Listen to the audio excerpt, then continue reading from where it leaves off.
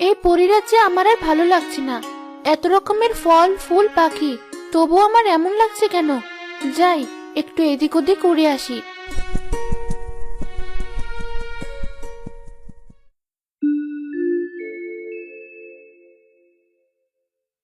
ধুর, এই পরিরাজ্যের সব জায়গায় দেখতে প্রায় একই। আমার আর ভালো লাগে না। কি করব আমি?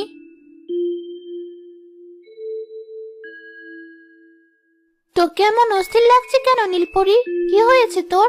তুই তো কখনো এমন মনমরা হয়ে থাকিস না, কিন্তু আজ কয়েকদিন হলোই দেখছি তুই এমন চুপ হয়ে গেছিস।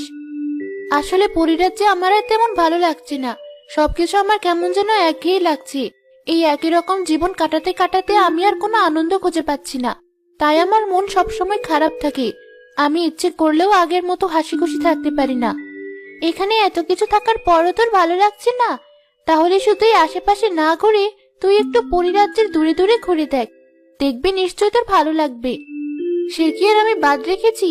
তুমি বলার আগে আমি পরিরাজ্যের এই প্রান্ত থেকে অপর প্রান্ত ঘুরে এসেছি, কিন্তু তাতেও আমার মন ভালো হচ্ছে না।